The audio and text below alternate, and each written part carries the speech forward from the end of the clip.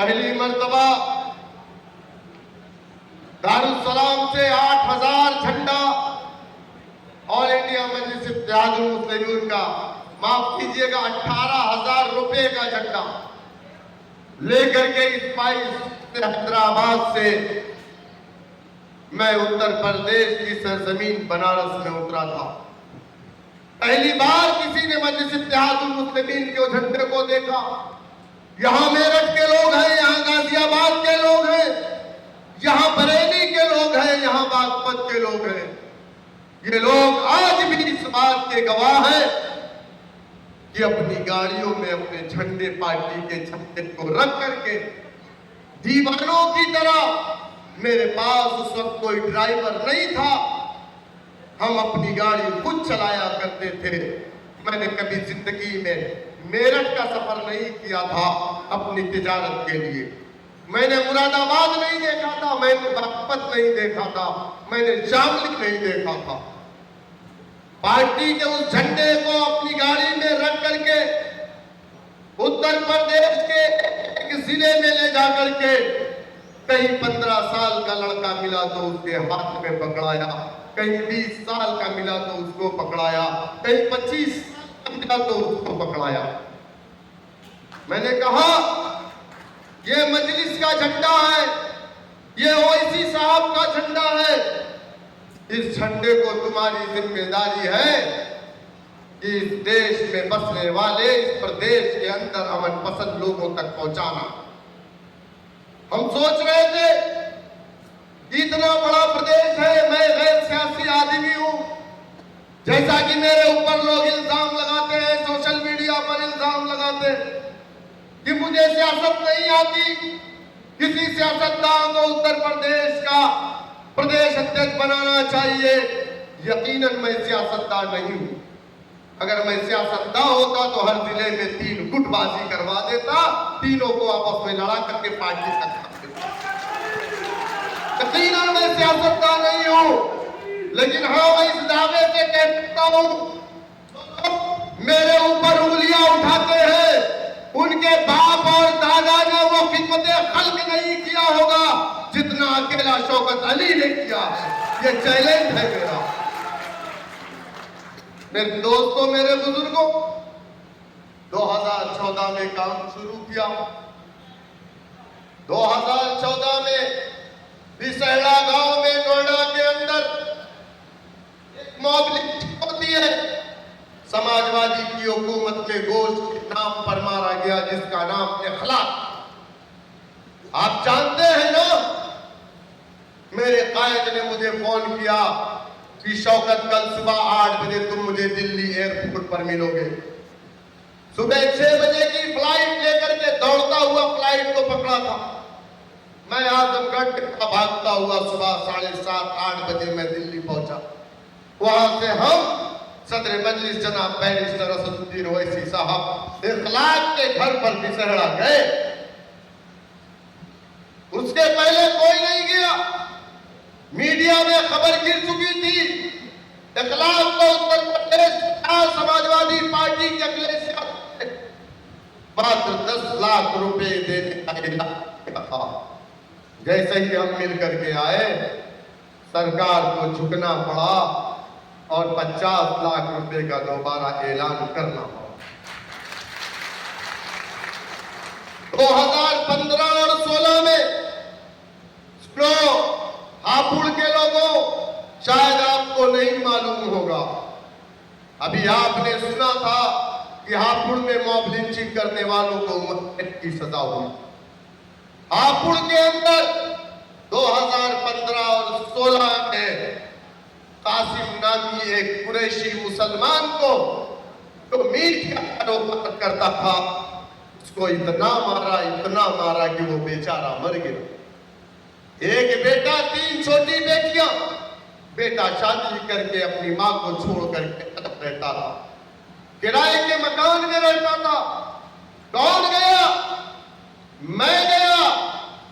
1 लाख रुपए की मदद जा करके मैं कासिम के परिवार को 50,000 रुपए की मदद। कासिम को बचाने वाले समीउद्दीन, जिसकी उम्र 60 साल थी, हॉस्पिटल में एडमिट थे, इलाज के लिए पैसा नहीं था। टाइम्स ऑफ इंडिया की खबर थी, मेरे कायद ने हैदराबाद में पढ़ा, मुझसे कहा कि शौकत समीउद्दीन के पास इलाज का पैसा नहीं है। मैंने कहा मैं जाकर के देकर के आता हूं। क्या पश्चिमी यूपी में समाजवादी के नेता नहीं थे? अरे मेरठ में तो 5 मंत्री थे ना। आजम खान साहब को मिनी चीफ मिनिस्टर कहा जाता था। मैंने 50,000 रुपया इलाज के लिए, तब उस वक्त मजलिस को कोई देता नहीं था। यहाँ पर लोग बैठे हैं, कुछ ऐसे लोग भी हैं। जब मैं झंडा लेकर के गया तो लोगों ने कहा हम तो काम जरूर करेंगे लेकिन हमारे पास पैसे नहीं है। खुदा की कसम, मैंने अपनी पॉकेट से उनको पैसे दिए। मैंने कहा ये लो, बैनर लगाओ और मजलिस का काम करो। हमको बैरिस्टर असदुद्दीन ओवैसी साहब ने नहीं दिया था, हमको आपने झंडा उस वक्त नहीं दिया था, हमको किसी ने कुछ नहीं दिया था। हमारे हलाल कमाई का पैसा था और वही मजलिस में लगा है। मजलिस की बुनियाद में हराम कमाई का पैसा नहीं लगा है, वरना 10 सालों में 20 पार्टी का खात्मा हो गया, 10 सालों में उलमा काउंसिल का खात्मा हो गया। मजलिस 10 सालों में पीछे नहीं बल्कि आगे बढ़ रही है। मेरे दोस्तों, मेरे बुजुर्गों, टांडा में अंबेडकर नगर के अंदर, यहां पर अंबेडकर नगर के लोग हैं, मैं झूठ नहीं बोल रहा हूं। एक मुअज्जिन को उनको पंप का चोर बता करके रात को उनकी मोबलिंची कर दी गई, मार दिया गया। बड़े बड़े समाजवादी के नेता टांडा में, अंबेडकर नगर में, लेकिन कोई नहीं गया। फिर अगर कोई गया तो आपका छोटा भाई जाकर के 1 लाख रुपए की मदद किया। अभी जल्दी इसी गांव के अंदर तरकारी बेचने वाला, सब्जी वाला एक बच्चा जिसका नाम फैसल था, उसकी मोबलिंची कर दी गई कोरोना के वक्त में। आप मुझे बताइए कौन गया? क्या आपने देखा कि मजलिस नहीं गई? हमने जाकर के फैसल के परिवार को 1 लाख रुपया पार्टी की तरफ से मदद की। ये कब हमने किया? जबकि उन्नाव में हमारा कोई भी एक एमएलए नहीं है, हमारा कोई नगर यानी चेयरमैन नहीं है, हमारा जिला पंचायत सदस्य नहीं है। हमने जाकर के 1 लाख रुपया दिया। फतेहपुर में बिंदकी के अंदर हमारी पार्टी का यूथ अध्यक्ष जिसका नाम मेराज था, उसने क्या किया था? मोहब्बत की, एक गैर मुस्लिम लड़की से शादी की, कोर्ट मैरिज की थी और धोखे से बुला करके औरैया के अंदर उसको भाग दिया गया। बड़ी बेरहमी से चल दिया गया। औरैया के जिला अध्यक्ष भी यहाँ तशरीफ फरमाए, काजी मुक्तदर साहब। किसी तरीके से हम लोगों ने उस डेड बॉडी को वहां से उठवा करके उनके घर लाने का काम किया। तीसरे दिन मैंने जाकर के मैंने मेराज के वालिद से कहा कि मैं आपका भाई हूं, जो भी जरूरत पड़ेगी इंशाअल्लाह ताला हम आपके साथ खड़े हैं। यहां तक नहीं, सुप्रीम कोर्ट तक खड़े रहेंगे इंशाअल्लाह। और मैंने पार्टी की तरफ से 1 लाख रुपए की मदद की। मेराज के वालिद यहां पर शायद आए हुए हैं। मेरे दोस्तों, मेरे बुजुर्ग, मुरादाबाद के अंदर मैं ये बात इसलिए कह रहा हूं कि उन नामुरादों से बोल दीजिएगा, मुखालिफीन मजलिस इत्तेहाद मुस्लिमीन से, समाजवादी पार्टी के चमचो दल्लो, अब तुम बताना कि तुम्हारे आका ने क्या किया है हुकूमत में रहने के वक्त और हुकूमत के जाने के बाद क्या किया? बताओ मुझे। कुछ किया? नहीं किया। मुरादाबाद के अंदर जिला अध्यक्ष मोहित फरगानी है, यहीं पर खड़े हैं। ट्राली पलट गई थी, एक परिवार के 4 लोग मर गए थे। कौन गया? मजलिस इत्तेहादुल मुस्लिमीन गई। ये नहीं देखा कि उनका ताल्लुक किस बिरादरी से है, और मजलिस ने जाकर के रूबीना को, जिसका परिवार चला गया, 50,000 रुपया, सुबहान को 50,000 रुपया, इफ्तिखार को 50,000 रुपया और सुलेमान को 50,000 रुपया। अभी कानपुर के अंदर हमारे एक दाढ़ी वाले गुल्ला जी को दाढ़ी नोच करके मौलवी करने की कोशिश की गई। कौन गया? समाजवादी पार्टी के चमचो दल्लो तुम गए? तुम्हारा गया? नहीं गया। और ही दिलदार गाजी, उमर मारूफ, नासिर एडवोकेट गए, मजलिस इत्तेहादुल मुस्लिमीन गई। अलीगढ़ के अंदर मीट कारोबारी को मारा गया। मीट भी 1 नंबर था, भैंस का था, गाय का नहीं था, लाइसेंस भी था, स्लॉटर हाउस से आया था, वो भी वैध था।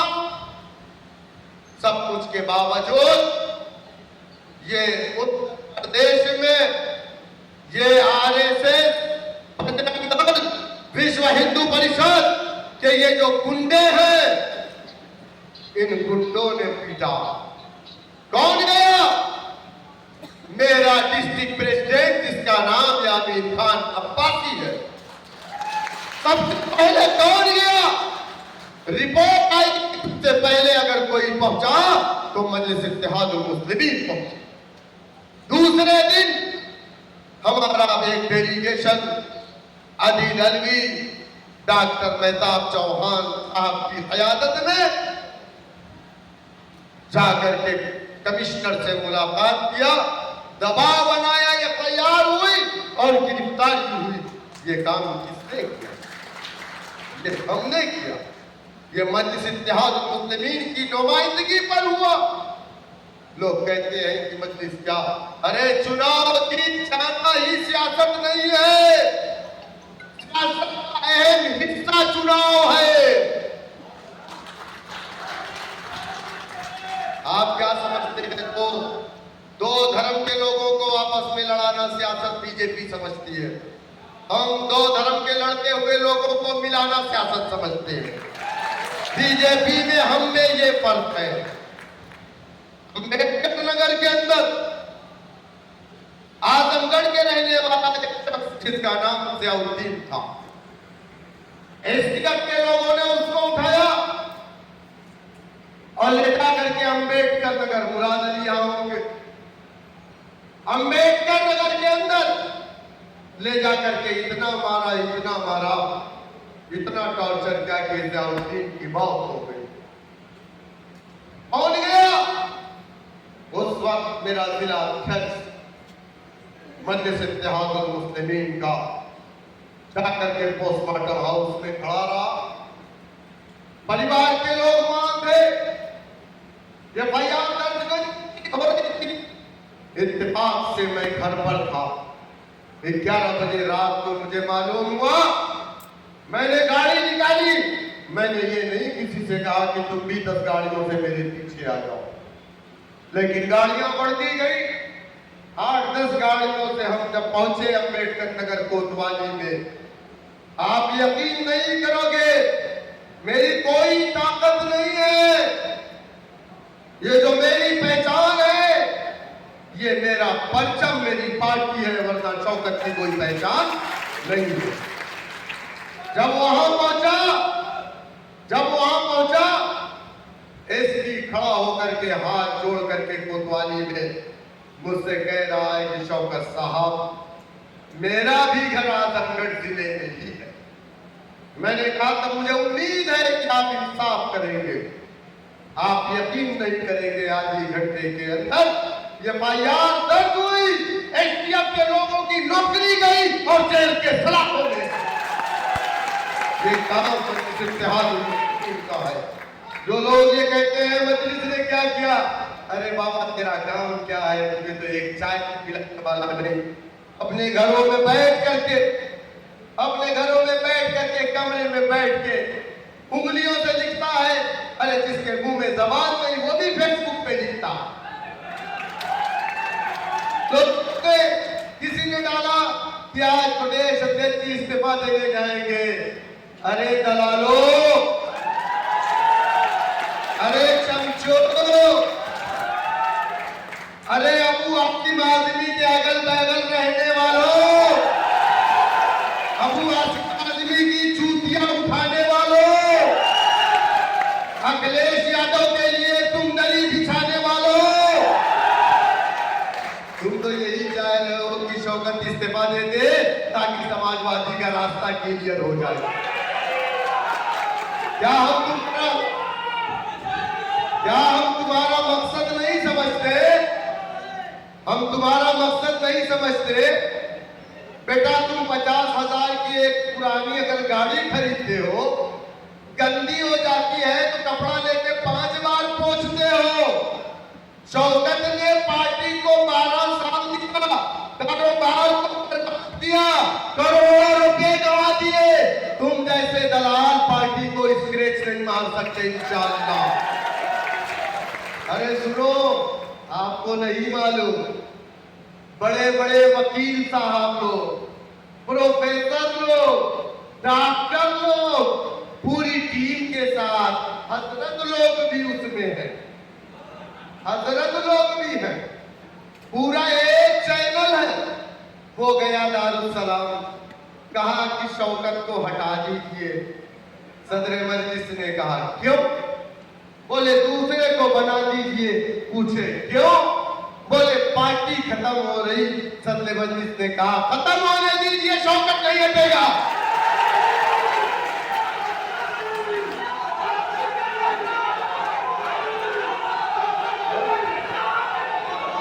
अरे मुखालिफिन,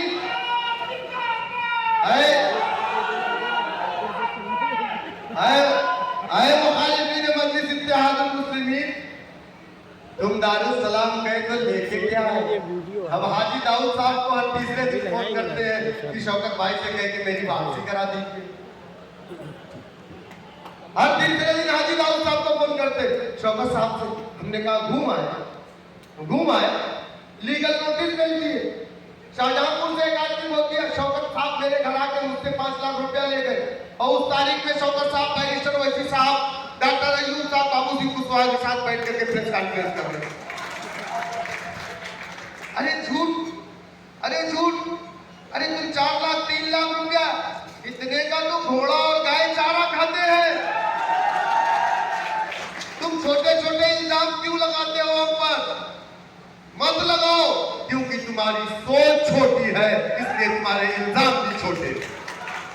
दोस्तों मेरे बुजुर्गों, फिरोजाबाद के अंदर पहली बार सुनने में आया था मजहब तब्दीली का मामला हुआ था, याद है आपको? वो बंजारे लोग थे, उन लोगों का मजहब तब्दील करा दिया गया था। फिर तंजीमें लगी तो उनको कलमा वगैरह पढ़ाया गया, और शेक डाल करके, पत्थर डाल करके 2 डिग्री की ठंडक थी। जब उस दिन फिरोजाबाद का मैं अखबार उठा करके देखा, 2 डिग्री की ठंडक। मैं गया फिरोजाबाद, क्या आगरा का मामला, सबसे आगरा का मामला था, आगरा का मामला था। हम गए, हमारे साथ हमारे एक साथी और थे, अब तो बेचारे कहीं और, अब कहीं 3 जगह जा चुके हैं, वो भी थे। उन्होंने कहा शौकत भाई हमारा ड्राइवर कह रहा गाड़ी नहीं चला पाएंगे। मैं बोला क्यों? बोले आगे दिख ही नहीं रहा है 10 मीटर पे। मैंने कहा आपके ड्राइवर को बोलो मेरी गाड़ी की इंडिकेटर की लाइट देख करके चले। 8 घंटे में मैं लखनऊ से आगरा पहुंचा था, फुल ड्राइव करते हुए। कितने घंटे में? 8 घंटे में लखनऊ से आगरा पहुंचा था। और मैंने उनके बच्चों के कपड़े, जरूरत के सामान अपनी गाड़ियों में भर करके ले जा करके मैंने उस परिवार में डिस्ट्रीब्यूट किया। ये काम किसने किया? हमने किया, अल्हम्दुलिल्लाह। फिरोजाबाद के अंदर CNRC का मामला आया, 8 लोग मार दिए गए, कौन खड़ा हुआ? ये डुबले बोले कुछ। प्रोफेसर नहीं बल्कि मास्टर साहब है प्राइमरी पाठशाला के, वो डुप्लीकेट प्रोफेसर है। और सुनिए, वो आरएसएस की चड्डी भी पहने हुए। हाँ, ये सच है, पता कर लेना, ये सब एक ही सिक्के पहलू है। एनआरसी का मामला हुआ, 8 लोग मारे गए, यहां पर खड़े होकर मैं दावा करता हूं, सद्दाम बहुत हमारा कार्यकर्ता फिरोजाबाद का, आसिफ इकबाल यहां खड़े हुए, पूछिए इन लोगों से। मैं तो एक एक कार्यकर्ता को जानता और पहचानता हूं, क्योंकि मैं तो पहले दिन से एक ग्रुप जोड़ा हूं। पूछिए कौन गया? पार्टी का उस वक्त यहां पर अकाउंट भी नहीं था कि कोई मदद करता। जाकर के वहां पर हम लोगों ने पैसे से उनकी मदद की, कानूनी मदद की, पैसा भी नगद दिया। मैंने कहा उनके बच्चे जब तक पढ़ना चाहते हैं मैं अपने पास से पढ़ाऊंगा। 45,000 रुपए एक मरतबा मैंने फीस भी भेजी थी। मेरे बुजुर्गों, ये मजलिस की नुमाइंदगी पर राष्ट्रीय अधिवेशन मुंबई में हुआ था ना? सबसे ज्यादा कौन लोग थे? ऐ चमचो, ऐ दलालो, तुम लोग बैठ करके मुमरा में मेरी तकरीर भी सुन रहे थे, लेकिन फर्क ये था कि मैं जिस रास्ते पर चला था, तुम लोगों ने आधे रास्ते में मेरा साथ छोड़ दिया। तो तुम कुर्सी पर नहीं बल्कि आवाम के बीच में बैठे हुए थे, लेकिन तुम चोरी से सुन रहे थे कि ये क्या बोल रहा है। सबसे ज्यादा वक्त अगर वहां किसी को बोलने के लिए दिया गया तो किसको? सबको कहा गया 2 मिनट, और मुझसे सदर मजलिस ने कहा कि तुम बोलो अपने अंदाज में। मुझे इस बात का दुख नहीं है कि हम 10 सालों में कामयाबी हासिल नहीं कर पाए, हमारा एमएलए नहीं जीता। हम घबराने वाले लोग नहीं। सुल्तान सलाहुद्दीन अय्यूबी ने कहा था कि अगर मुझे अपनों से ना लड़ना पड़ता तो मैं यहूदियों को 6 महीने के अंदर बैतुल मुक़द्दस से निकाल करके बाहर फेंक देता, लेकिन मुझे हर कदम पर अपनों से लड़ना पड़ रहा है। लेकिन वो मुनाफिक इस बात को नोट कर ले कि अब तुम मजलिस इत्तेहादुल मुस्लिमीन के रास्ते को नहीं रोक पाओगे। मुंबई में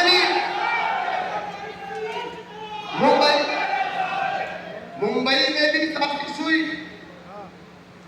वहां पर लोगों ने कहा मेरा कार्ड, ये कार्ड, बोले नहीं बना।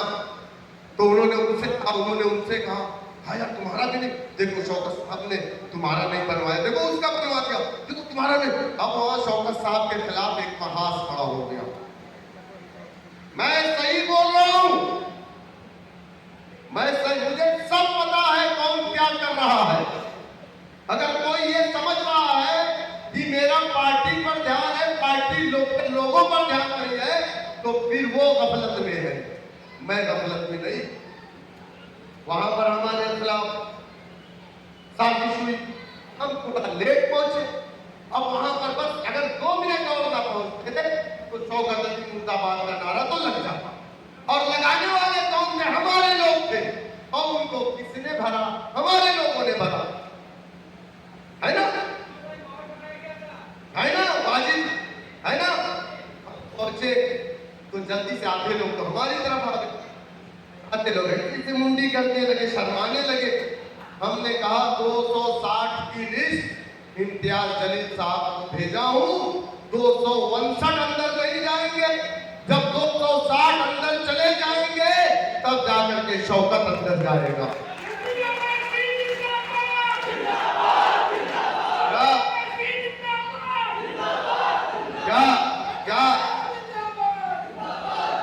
क्या ये बात सच नहीं?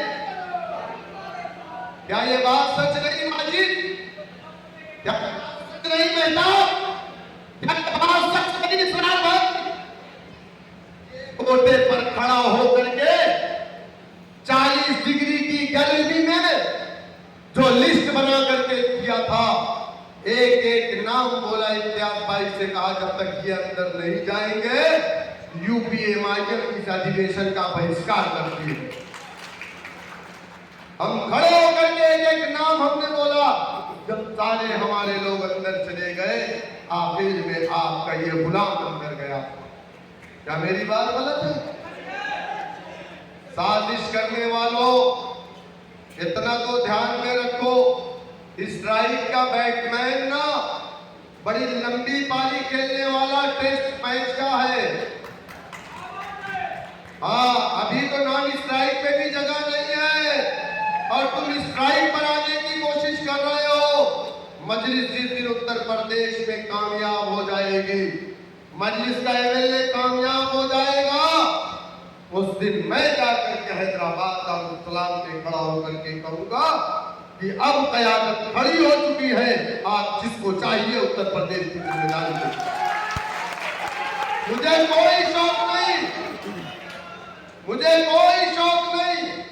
अगर कोई ये समझ रहा है कि मजलिस इत्तेहादुल मुस्लिमीन से मेरा फर्ज चल रहा है, तो वो मेरे जो दुश्मन है, अगर मेरे जिले के हैं, तो उनसे भी अगर तुम ये कहोगे तो वो ये कहेंगे सब कुछ तो सुन सकता हूं, लेकिन पैसे का इल्जाम शौकत नहीं फिर नहीं लग सकता।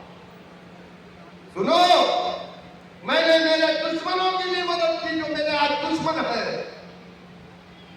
आजमगढ़ के सरायमीर में रसूल पाक सल्लल्लाहु अलैहि वसल्लम की शान में गुस्ताखी हुई। गुस्ताखी करने वाले ने माफी मांगा, पुलिस ने केस दर्ज किया, उसके बाद भी नेतागिरी हुई और वहां पर पत्थरबाजी पुलिस वालों के ऊपर की गई और जो बेगुनाह दुकानदार थे 17 लोगों के ऊपर मुकदमे 302 छोड़ करके, उस वक्त आईपीसी की कोई ऐसी धारा नहीं थी जो ना लगाई गई हो। अब उस मुखालिफिन मजलिस इत्तेहादुल मुस्लिमीन से पूछिएगा कि किसने पैसा दिया था हाई कोर्ट से जमानत का? अरे मैंने दिया था, मैंने, और अपनी कमाई के पैसे दिए थे, दलाली के नहीं। मेरे दोस्तों, मेरे बुजुर्गों, घबराने की जरूरत नहीं। खुदा की कसम, आप मुझ पर इतना एतबार कर सकते हैं जिस तरीके से इस वक्त मेरी बात को अपने कानों से सुनने पर एतबार कर रहे हैं कि मैं बोल रहा हूं और आप सुन रहे हैं। आज पूरे प्रदेश में एक एक मजलूम आपकी तरफ उम्मीद भरी निगाहों से देख रहा है। आप समझ रहे हैं कि आप जिम्मेदारी ले लिए हैं तो छोटा काम है, नहीं, बहुत बड़ा काम है। इंसाफ की लड़ाई लड़ने वालों के दुश्मन बहुत होते हैं। इंसाफ की लड़ाई लड़ने वालों के रास्ते में बाधाएं बहुत आती हैं। अल्लाह सुब्हानहू तआला अपने महबूब बंदों को हमेशा हर दौर में आजमाया है। अगर हमारे साथ आज आजमाइश हो रही है तो हमारे दादा जो इस दुनिया में पैदा हुए, जिनके जरिए से पूरी दुनिया कायम हुई, जब अल्लाह सुब्हानहू तआला ने उठा करके जन्नत से जमीन पर फेंका तो बाबा आदम रोते रहे, हजारों साल रोते रहे। जब मेरे आका का वास्ता दिया तो अल्लाह सुब्हानहू तआला ने माफ कर दिया। क्या गलत है? 950 साल नूह अलैहिस्सलाम ने दावत और तबलीग का काम किया, बेटा भी इस्लाम नहीं कबूल किया। क्या उन लोगों ने राय हक से मुंह मोड़ लिया? नहीं, मेरे आका के ऊपर उजड़ियां फेंकी गई, पत्थर मारे गए, दांत मुबारक शहीद हो गया, कांटे बिछाए गए, कत्ल करने की कोशिश की गई, तो क्या मेरे आका ने हक से मुंह मोड़ लिया? जो चीजें पहले तलवार के बल पर होती थी, वो चीजें आज इस जमहूरियत में उंगली के बल पे की जा सकती है। तो ये लड़ाई वही लड़ाई है ना इंसाफी के खिलाफ। हमारा झगड़ा किसी धर्म से नहीं, किसी जात से नहीं। अगर ना इंसाफी किसी हिंदू के साथ भी हो रही है, वो मजलूम है, उसके साथ इंशाअल्लाह ताला हम पूरी ताकत से खड़े थे और रहेंगे इंशाअल्लाह। मेरे दोस्तों, मेरे बुजुर्गों, मैं आज आपको सिर्फ MIM के बारे में, उत्तर प्रदेश के बारे में बताना चाह रहा था। बोलने के लिए वक्त कम पड़ जाएगा, अल्फाज इंशाअल्लाह कम नहीं पड़ेंगे, क्योंकि मैं जिसका शागिर्द हूँ, मैं जिसका चेला हूँ, उसका नाम बैरिस्टर असदुद्दीन ओवैसी साहब,